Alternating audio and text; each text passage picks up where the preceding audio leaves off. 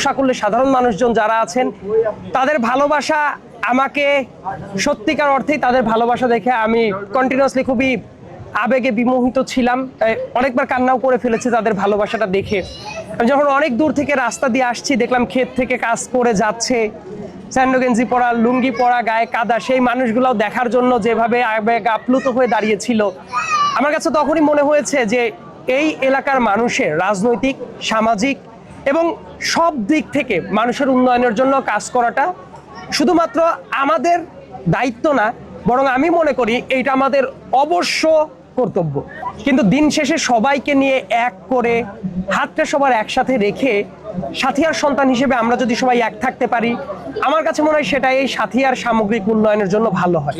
এবং আমি আমার ব্যক্তিগত জায়গা থেকে সেটা তো চেষ্টা করবই।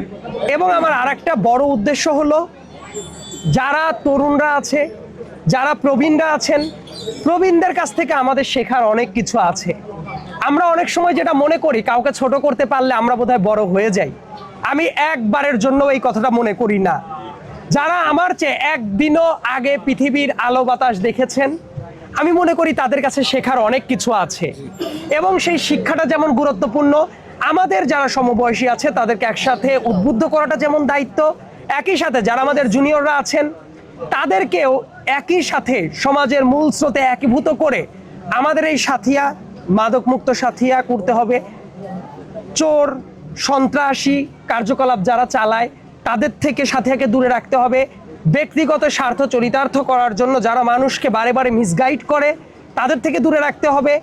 এবং আমাদের এই যে ভালোবাসার জায়গাটা, যে জায়গায় একজন কৃষক, একজন তাঁতি, একজন জেলে, একজন নাপিত, একজন মজুর, প্রত্যেকটা মানুষ যাতে মনে করে এই সরকারটা তাদের, প্রত্যেকটা মানুষ যাতে মনে করে এই সমাজে তাদের কথা শোনার মতো কেউ আছে, প্রত্যেকটা মানুষ যাতে মনে করে বিপদে গেলে যারা নেতৃত্বস্থানীয় লোকজন আছে তারা শুধু দূর দূর সাইসাই করবে না, বরং কেউ যদি সমাজের সবচেয়ে অবহেলিত মানুষ হয় তাকেও যে বুকে জড়িয়ে ধরার মতো কেউ আছে, সেই ব্যাপারটা এস্টাবলিশ করাটা আমাদের প্রত্যেকের দায়িত্ব। এবং সেই দায়িত্বটা কি একা একা পালন করা সম্ভব? উত্তর হলো না। উত্তর হলো সবাইকে নিয়ে। এই জন্য দেখেন, আপনি যখন আমাকে কথা বলতে বলছেন, আমি একটা বারের জন্য কাউকে নিয়ে কথা বলিনি। তার কারণ হলো, আমরা যদি সারাক্ষণ সমালোচনায় ব্যস্ত থাকি, আলটিমেটলি কোনো ভালো কাজ করা হয় না, বরং চুপচাপ করে শুনে যাই, ঝিনুক নীরবে শহর মতো নিজের কাজটা নিজে চলেন সবাই করে যাই, দিন শেষে মানুষের কাছে মূল্যায়নের জায়গাটা রেখে যাই।